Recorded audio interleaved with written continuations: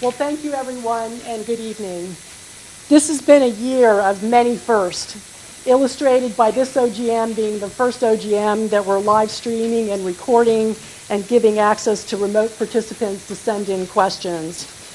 And it's the first time, to my knowledge, that we've actually handed out copies of the report as a means of further information sharing.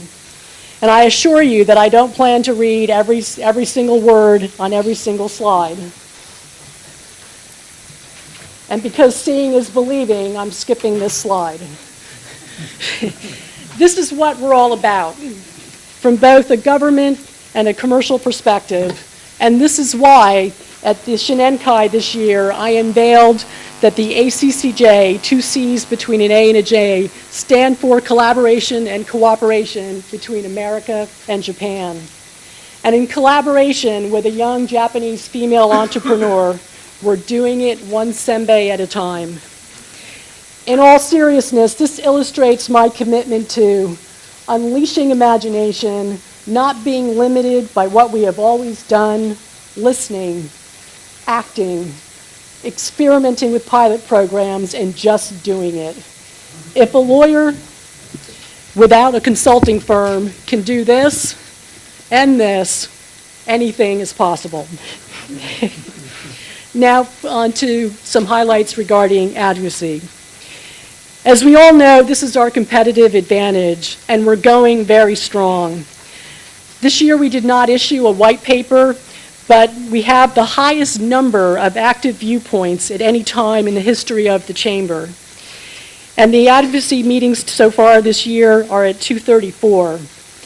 And something I'm really keen to highlight is the media mentions this year, and the quality of the media mentions is currently at 260, but it's at a very, very high quality. And we've experienced the greatest direct coverage in recent history with key televised appearances, including the live 2-hour interview I did on Fuji Prime News, highlighting the ACCJ's recommendations for how to increase FDI into Japan, Kumisato's appearance on CNBC about the importance of changing immigration laws, particularly with respect to domestic helpers, and Nick Benish in respect of good developments regarding corporate governance in Japan. In respect to our advocacy with the U.S. government, we had a very successful Washington, D.C. door knock in the spring, and we met with the highest number of Congress members ever on a D.C. door knock. 10 representatives, including 9 from the newly formed Japan caucus, and 5 senators. We've witnessed further enhancement of our already strong engagement with key stakeholders across the U.S. government. I mean, often when our key stakeholders come to Japan, we're their first port of call, as evidenced by meetings we had with USTR Ambassador Froman and most recently Secretary of Commerce Penny Pritzker. These are all cabinet level people, so our engagement is at a really high level. In terms of engagement with the Japanese government, last week we completed a very successful Diet door knock, with one of the highest numbers of active viewpoints ever going into a Diet door knock. It was one of the strongest delegations of Diet door knockers ever. Almost 60 ACCJ members met with over 60 government officials, including 2 cabinet ministers, the Minister of Health, Labor, and Welfare, and the Minister for Reconstruction. The key themes this year were the importance of TPP, labor mobility and womenomics, and innovation and entrepreneurship. They were selected because they're issues that relate to all of us, all of our companies, regardless of size and the business sector. We're also seeing some progress in some important areas in Prime Minister Abe's revised growth strategy. For example, strengthening corporate governance, the call for more flexibility in work arrangements, and a reduction in the corporate tax. We've also seen great involvement in important study groups and hearings. For example, the competition policy hearing and the Council for Economic Fiscal Policy's panel discussion on how to increase FDI into Japan. And we've also witnessed good B2B advocacy, including the viewpoint we issued encouraging companies to change their hiring practices so more students can study abroad, as well as the establishment of the multi-chamber Tokyo 2020 Olympic and Paralympic Organizing Committee that's with many chambers that have had experience with the Olympics in other jurisdictions, and this is something that's going to be active over the next 5 years. A bit of information I actually just received moments before we started is that from the Diet Door Knock, we're actually already seeing traction. And there's two things from our meetings, one related to recommendations about the net operating loss carry forward period, and Japan working towards joining the global entry program. Those points were raised during diet sessions this morning. And that's traction, and that's immediate traction, and very exciting, and shows the real value of all of your hard work in supporting our advocacy position papers, as well as participating in the Diet Door Knock. In the area of information sharing, we're seeing many firsts. I like to refer to this slide as the ACCJ further enters the digital age. This year we launched a real shift from programs to programming, giving members greater access to content, and have launched live video feeds for speaker events, some with switchable bilingual audio, full speeches for speaker events after the fact posted on to YouTube for public consumption. We're doing that weekly. Short vlogs with ACCJ leaders, members, and staff. I would like to highlight one. That was the impromptu interviews we did very recently in Yokohama with ACCJ members at the Smart City Week 2014. And then photos from our events being posted to Facebook Live, as well as to LinkedIn and Twitter, and to the ACCJ website. And we're seeing traffic to the events pages on our website have gone up by 40%. I know some of you are interested in our social media growth. We're seeing increased traffic across all of our social media platforms. On events, lots of good news here. The 2014, the second annual Women in Business Summit in late May this year that we co-hosted with the U.S.-Japan Council. In one word, wow. It was the largest speaker event we've ever done in ACCJ history. It was self-funded. It was a call to action. Many of the information and ideas that we gathered we're now incorporating into a viewpoint. It's still being talked about, and it was leveraged by the Prime Minister's office. So I really want to take a moment to thank all members of the Women in Business Summit Steering Committee for all their hard work and their dedication and commitment to make this a highly successful event. So thank you. We've also had a good number of blockbuster events this year, just to highlight a couple. Ahmed Bozer, the president of Coca-Cola International, the governor of Texas, Rick Perry, General Petraeus, Secretary of Commerce Penny Pritzker, and most recently the CEO of TEPCO, Naomi Hirose. And more Japanese language events, which is really important now that Japanese individual members represent 55% of our members. Here's a sampling of some of this year's training workshops. This is an important part of the value of ACCJ membership in a world where demand for global talent exceeds supply.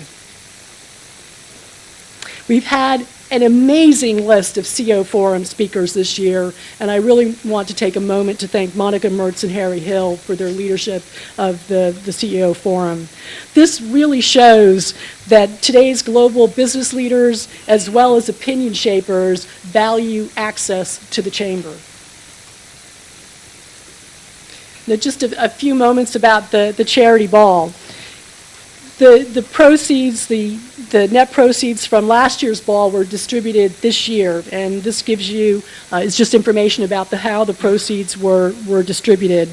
And you'll see that we have in the ACCJ Community Fund close to yen 1 million for emergency funding request.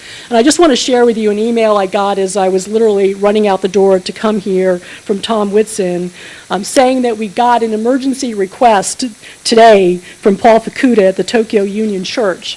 They're facing a 250,000 yen deficit, and they don't have enough money to buy the long underwear that they normally buy for the homeless and distribute by the middle of this month. And so they asked us, would we be able to provide them with some funding so that they can provide an adequate number for the population of homeless people in Tokyo with warmer underwear for the winter months. And so that's the type of emergency one-time situation that we consider and draw upon funding that's in the ACCJ Community Service Fund. So just wanted to share with you that very real example.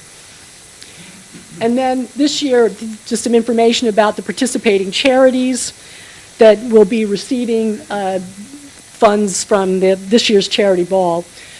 And some of you, I think, know that we conducted an audit of the charity ball this year.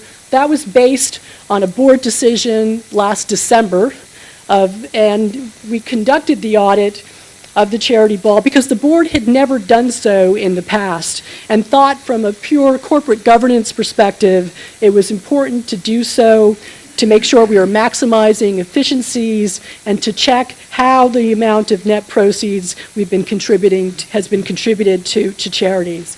And I'm pleased to report all is good, and really want to take a moment now to thank the members of our Charity Ball Committee for all the hard work that goes into producing the Charity Ball and making it a success. It's a huge effort, and they do a tremendous job, so need to thank them. And then I'm going to take the opportunity to say I look forward to seeing you at this year's Charity Ball on Friday, December 5th, which is here at the ANA Hotel.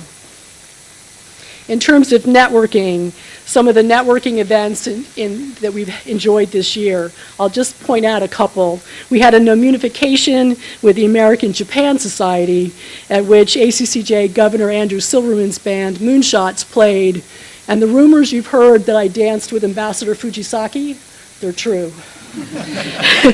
We had a charity ball, wine taste-off, 2 art-related events, and recently 2 fun social events taking advantage of the reduced event fee for members. The Young Professionals Forum, this is something for professionals 35 and under. This is something I'm very excited about, and I know many of our members are excited about. It's about helping young professionals who will play an important role in the U.S.-Japan business community and in the ACCJ in 5 to 10 years to develop their professional networks and global skills building through networking, training, and mentoring. As all of you know, developing tomorrow's global talent and leaders has to start today. And this is a key part of our own succession planning and our contribution back to the larger business community. We have more than 70 members in the forum so far. This is a 6-month pilot program, so we expect that number to expand. And we had a very successful launch party just at the end of last month. Regarding the Chubu and Kansai chapters, briefly for Chubu, they held their first half-day event very recently, which was the Chubu Summit on Diversity in the Workplace, Broadening Cultural Understanding and Empowering Women. At their walkathon this year, there were 2,500 attendees, and 7 million yen was donated to 26 local charities as a result of that walkathon. And in Kansai, they recently had a panel discussion in Japanese with English simultaneous interpretation on leveraging diversity for economic growth in Kansai with over 120 attendees. And the panelists included regional and local government officials as well as ACCJ members. And at their walkathon this year, there were 1,600 attendees, and nearly 9 million was raised for local charities supporting working women. So well done, Chubu and Kansai. And now membership. First, acting on member feedback. This is what this year has been about, and it's what I'm about. It's listening to and acting on your feedback, experimenting, and taking action and just doing it. Right off in January, as I pledged last year, I formed the Membership Advisory Council, the Membership Relations Advisory Council, and the Japanese Membership Relations Subcommittee. And we accelerated the biannual qualitative member research thanks to the efforts of Debbie Howard and Dominique Carter. They conducted 10 focus group sessions in Tokyo, Kansai, and Chubu.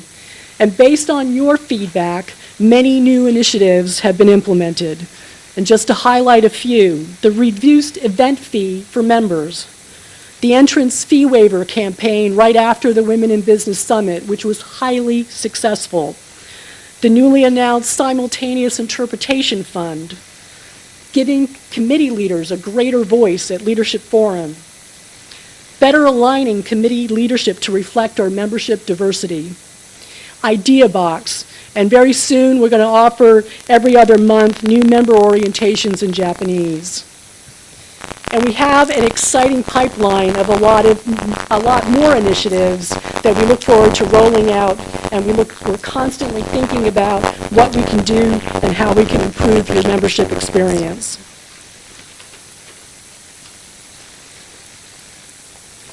And it's working. The good news, that's the good news. And the numbers really speak for themselves. And I'm very proud of this slide, and I hope you are too. The total number of members is now over 3,000. That's back to the pre-Lehman shock number.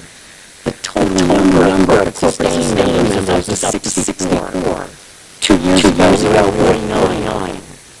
And female membership is up to 27.22%. That's a historical high. In October 2010, we were 15.4, and last year at this time, 20.6. We're supporting Prime Minister Abe's goal of having 30% by 2020. We're leading by example. And the number of men who are members, I'm proud to announce, has not dropped as a result of this. We're a member-driven organization, and this growth is very, very important. And I'm proud of everyone's efforts to see these numbers increase and all the hard work you're doing to make this happen. So thank you. So what are the next steps? What do I want to do next? We're on a great trajectory, and so we simply need to do what we've been doing. And with that, a constant focus on members, to keep listening, to keep acting on your feedback, to keep growing and rolling out new initiatives in the pipeline, to keep trying new things, to improve leadership training and support, and so much more. Advocacy, of course, continues to be very important. And there are many things that we can continue to do, but I think we can better communicate our successes so that our members who are not actively involved in advocacy understand what we're doing and why it's important to their business. And expanded B2B advocacy and sharing of global best practices. And something we're already doing but need to do more of, and that's leveling up information sharing and networking, having more joint chamber events, expanding digital communications and programming, revisiting the website, creating a technology advisory council. Technology is so important, and we need to make sure we're staying current and using it to enhance the value of your membership. And the world is changing very quickly. I mean, we don't know what things are going to look like for sure 3 to 5 years from now, but we need to be ready for it, and we can be ready for it. Because we need to ride the wave rather than miss it or get knocked down by it. And a big part of this is focusing on and really zeroing in and identifying what's our vision for ACCJ 2020, and with that, developing a 3 to 5 year strategic plan for the Chamber. This is the vision for Tokyo 2020, and I hope to have the opportunity to work with you in determining the vision for ACCJ 2020. And in closing, I just would like to thank the team at the ACCJ office that helped me in putting this report together. So thank you very much.